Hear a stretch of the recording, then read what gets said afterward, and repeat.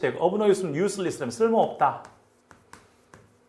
그러니까 전치사 플러스 명사가 뭐로 쓰일 수 있습니까? 보어로 쓰일 수 있죠. 이게 A이고 이게 B인데 예전 책에서 지금 새로 나온 책에 이렇게 나와 있기 때문에 이렇게 쓸 수 있습니다. 물론 make yourself at home 쓰면 at home은 우리 교재는 안 나왔지만 우리 예문에 나와 있을 거예요. 뒤에 예문 나와 있을 텐데 make yourself at home 쓰면 편안한, comfortable 뜻이거든요. 너를 어떻게 만들어라? 마치 집에 있는 것처럼. 그 말은 우리가 처음 집에 왔을 때 make yourself at home, 편히 하세요. 뭐 외투를 벗으시고 그냥 편안하게 어때? 안정을 취해주세요. 이런 말씀 make yourself at home 쓴단 말이야. 전치사 플러스 명사가 뭐로 쓰였습니까? 이처럼 보어로 쓰일 수가 있다는 사실을 여러분 여기서 파악해 보실 수가 있을 겁니다. 자, 요거는 지금 참고해서 보시기 바라고요. 우리 교재는 지금 A번이 The program is of no use 나왔습니다. of no use는 유용한 뜻, of use는 유용한, of no use는 유용하지 않는 비동사에 대한 보어로서 이처럼 뭘 쓸 수 있습니까? 전치사 플러스 명사, 전치사 플러스 명사를 쓰는 것을 여러분이 파악해 보실 수가 있으실 겁니다. 아시겠죠? 이렇게 보시고요. 7번 갑니다. 그들은 서 있었다. 어떤 상태로 서 있었습니까? 계속에 서 있었다. 우리가 알잖아요. keep, hold, stay, lie. 아까 썼지만 keep, hold, stay, lie 다음에 stand를 쓰면 keep, hold, stay, lie, stand 쓰면 계속해서 서 있었는데 어떤 상태입니까? 스모킹한 상태로 있었습니다. 인산, 조용하게. 그렇죠? 몇 분 동안 조용히 있었다 이런 말 쓸 때 stand 다음에 뭘 썼습니까? 그렇죠? ing 써서 이게 보호로 쓰이는 겁니다. 서 있었지만 어떤 상태로요? 스모킹한 상태로 계속 담배를 피며 서 있었다 그런 뜻이지 않습니까? 이럴 때 쓰는 것 keep, hold, stay, stand, lie 다음에 ing 쓰면 이것이 보호가 돼서 주어의 상태를 설명한다는 ing가 되는 겁니다.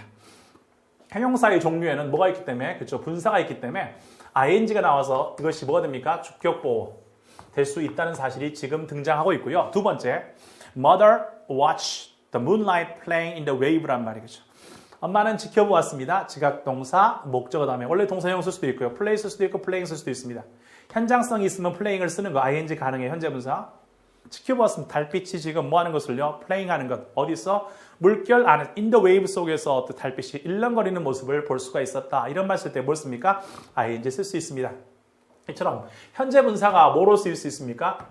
주격 보어나 당연히 뭐로 쓰일 수 있다? 목적격 보호로 쓰일 수 있다. 주격 보호나 목적격 보호로 쓸 수 있다는 사실을 우리는 여기서 확인해 볼 수가 있을 겁니다. 현재분사 당연히 형용사이기 때문에 말 그대로 형용사도 나올 수 있지만 형용사 바꿀 수 있는 것 전치사 플러스 명사가 하나의 형용사화 돼서 우리가 보호로 쓰이는 것도 방금 전에 살펴봤고요. 1번이었고요. 두 번째 뭐였습니까? 지금 주격 보호로 뭐가 쓰입니까? 그렇죠? 목적격 보호로 현재분사나 과거분사 쓰는 것을 지금 살펴볼 수가 있을 겁니다. 현재분사 봤고요. 이제는 또 3번은 과거분사를 또 살펴볼 수가 있을 겁니다. 그러니까 보호 자리에 지금 보시다시피 형용사나 현재분사, 과거분사 혹은 전치사 플러스 명사 쓰는 것들을 이 문장을 통해서 살펴볼 수가 있는 거거든요. 오케이. 8번에 보시면 She danced란 말이 그는 춤을 추었습니다. Just in the hallway. 복도에서요. 그녀는 복도에서 춤을 추고 있었습니다. 네, 그렇죠. 복도에 춤을 췄고 그리고 나는 앉아 있었어요. 그렇죠. On the stairs. 어디 앉아 있었습니까? 전치사 플러스 명사고요. 계단에 앉아 있었습니다. 어떤 상태로요? 동사 뒤에 pp 나와서 이게 바로 보호입니다. 황홀하게 어떻습니까? 사로잡힌 상태로 뭔가 어떻습니까? 정신이 enraptured란 말이겠죠. 정말 어떻습니까? 그렇죠? 넋이 빠진 상태로 이럴 때 pp. 동사 뒤에 pp를 써서 어떤 주어의 상태를 표현하는 주격 보호라고 할 수가 있을 겁니다. 앉아 있었다. 어떻게 어떤 상태로 계속 앉아 있었습니까? 넋이 빠진 상태로. 그것에 어떻습니까? 온 신경이 다 빼앗긴 상태로 할 때 뭘 씁니까? pp를 쓸 수가 있다. 이것이 바로 주격 보호라는 것을 여러분 파악해 볼 수가 있을 겁니다. 됐죠? 마찬가지. B번에서 그가 startled. 그는 깜짝 놀랐습니다. 그가 들었을 때 자기 자신이 어떻습니까? cold란 말이야. 불리워지는 걸 들었을 때 깜짝 놀랐습니다. 목적어 다음에 목적격 보호에 pp 쓰는 걸 볼 수 있지 않습니까? 주격 보호뿐만 아니라 목적격 보호에 pp를 쓰는 거. 우리가 동사원형, 투부정사 다 봐왔지만 일반적으로 어떻습니까? pp는 항상 이처럼 목적격 보호에 있어서 목적어가 뭐 하는 것을 자기 자신이 불리워지는 것을 그렇죠? 들었을 때 깜짝 놀랐습니다. old man. 처음으로 어떻습니까? 노인이란 말을 들었을 때 깜짝 놀랐다. 그렇죠. 저도 처음에 지하철에서 꼬마아이가 저를 보고 아저씨라고 불렀을 때 충격을 받았던 기억이 납니다. 물론 아저씨죠. 근데 아저씨라고 불렀을 때 되게 속상했었어요. 물론 그 꼬마아이가 설마 저한테 총각 이렇게 불렀겠습니까? 학생 이렇게 부를 수도 없고 당연히 아저씨라고 부르는 게 맞는데요. 아저씨란 말이 떠올랐을 때 그렇죠. 눈물이 핑 돌았던 기억이 납니다. 마찬가지입니다. 이 사람도 자기 자신이 올드맨이라고 그렇죠. 노인이라고 그럴 것 같아요. 할아버지라고 이제 지하철에서 한번 제가 불리게 되면 그때 또 한 번에 어마어마한 충격의 쓰나미가 몰려오겠지만 어쨌든 그렇다는 겁니다. 자, 목적격 보호로서 혹은 주격 보호로서 뭘 쓰는 케이스? PP를 쓰는 케이스를 살펴볼 수가 있을 겁니다. 주격, 목적격 보호로서 첫 번째 형용사를 쓰는 케이스 살펴봤고요. 두 번째 전치사 플러스 명사 쓰는 케이스 살펴봤고요. 세 번째 주격, 목적격 보호로서 현재분사 그리고 과거분사 쓰는 케이스를 차근차근 살펴보셨습니다. 이렇게 네 가지 케이스를 살펴봄으로써 우리가 보호 살펴보지 않습니까? 9번 마지막입니다. 그는 죽었다. 어떤 상태로요? bachelor. 그렇죠? 총각 상태로 죽었다. 그렇죠? She died a virgin. 그렇죠? 처녀로 죽었다. 이런 말 쓸 때 뭘 쓰는 겁니다. 이것이 문장이 끝나고요. 뒤에 뭐가 나옵니까? 명사나 아까도 말했지만 명사도 있을 수 있고 그렇죠? 일반적으로 명사가 나와요. 혹은 형용사 나올 수 있지만 이렇게 이 아이는 절대로 뭐합니까? 보호를 취할 수 있는 아이가 아니란 말이야. died라는 죽었다라는 동사로서 이게 보호를 취할 이유가 없잖아요. 살았다, 죽었다, 보호 취할 아이들이 아니야. 근데 이렇게 보호를 취하지 않는 동사들이 어떻습니까? 뒤에 뭔가를 써놓고 나니까 뭔가 어떤 허전한 거예요. 그래서 뒤에 붙여주는 거.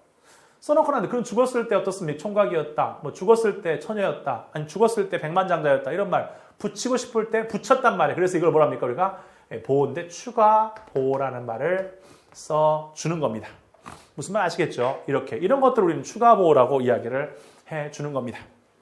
이렇게 해서 보호 파트에 대한 설명을 제가 해드렸습니다.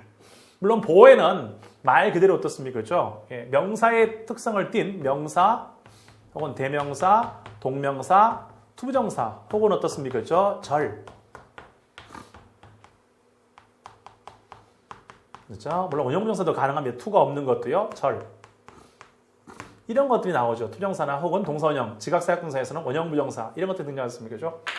자, 지금 설명 제가 해드렸던 것은 바로 무엇이냐면요. 여러분한테 방금 설명해드렸던 것들은 형태가 우리 뒤에 어떻습니까? 보호 자리에 명사가 나올 수 있고요. 보호 자리에 동명사 나올 수 있고요. 보호 자리에 투정사 나올 수 있고요. 보호 자리에 절이 나올 수 있고요. 보호 자리에 형용사 나올 수 있고요. 보호 자리에 전치사 플러스 명사 나올 수 있고요. 형용사니까요. 전치사 플러스 명사가 나올 수 있는 이유는 전치사 플러스 명사가 어떤 뜻이 있기 때문에 형용사가 있기 때문에 가능한 거고요. 마찬가지입니다. 그렇죠? 현재분사요, 과거분사 이런 것들이 어떻습니까? 당연히 현재분사, 과거분사가 분사하기 때문에 보호 자리에 등장할 수가 있는 겁니다. 그래서 우리가 여기서 우리 교재에 살펴본 것은 바로 그런 것입니다. 자, 다시 한번 이제 정리합니다. 보호를 통해서 우리는 주어의 상태를 설명할 수도 있고요. 주격 보호를 통해서, 목적격 보호를 통해서는요. 목적어의 동작이나 상태를 표현해 줄 수 있는 것이 목적격 보호라고 합니다. 그런데 이 아이들은 실질적으로 어떻습니까? 지금 설명해 드렸다시피 주격 보호나 목적격 보호는 명사라는 특성, 보통은 명사와 형용사인데요. 명사의 특성은 무엇입니까? 보호에 쓰이는 명사는 주어의 신분이나 지위를 나타낼 때 보통 쓰거든요. 그렇죠? 학생이다. 아니 뭐뭐 하는 것이다. 이렇게 해서 주어나 시나 지위나 신분을 명칭할 때 보통은 명사를 쓰고요. 그리고 상태를 설명할 때 형용사를 쓰게 되는데 이 명사의 종류에는 명사, 동명사, 투부정사들이 나와서 혹은 절이 나와서 우리는 이 주격 보호를 취하는 것을 혹은 목적격 보호를 취하는 것을 살펴봤고요. 방금 전에 예문이 바로 그것들입니다. 그렇죠? 자, 방금 전에 보였던 1, 2, 3, 4 전부 다 이것이 바로 그런 것이지 않습니까? 1번부터 몇 번까지 4번까지 지금 보시면 알겠지만 첫 번째 명사, 두 번째 동명사, 세 번째 투부정사, 네 번째 절 이런 것들을 통해서 어떻습니까? 우리는 보호, 주격 보호나 목적격 보호에 뭐가 쓰이는 것입니까? 지금 설명했다시피 그렇죠? 우리가 쓰일 수 있다는 것을 살펴봤고요. 명사의 특성을 지닌 아이들입니다. 명사, 동명사, 그리고 또 투정사, 절이라고 하는 것은 명사의 특성을 지녀서 보통은 이런 것을 명사 혹은 명사구 그리고 명사절 이런 표현을 써서 표현하는 것들이고요. 두 번째 살펴봤던 것은 바로 무엇이겠습니까? 그렇죠? 형용사나 전치사 플러스 명사나 혹은 어떻습니까? 현재분사나 과거분사가 나와서 이것들은 어떻습니까? 마치 다 뭐기 때문에 형용사나 형용사의 특성을 지니기 때문에 그런 것들이 보호로 쓰일 수 있다는 보호의 쓰임새들을 살펴보셨습니다. 보호가 조금 까다롭기 때문에 반드시 이거는 복습을 좀 해주셔야 합니다. 처음에 설명했던 것부터 시작해서 동사가 어떤 형태를 써서 물론 제가 TMG에 설명했지만 다시 한번 보호는 선생님들이 보통 보호 파트에 대해서 잘 모르시기도 하고요. 보호 파트를 대충 두리뭉실 넘어가다 보니까 학생들이 해석할 때 보호만 나오면 떠는데요. 떨 필요가 없고요. 명백하게 보호에 대한 해석들을 제대로 하고 넘어가시기 바랍니다. 아시겠죠? 여러분들 힘내시고요. 보호 파트 정리해드렸으니까 이제 보호 해석 연습하시면서 차근차근 보호를 정리해 보도록 하겠습니다. 감사합니다.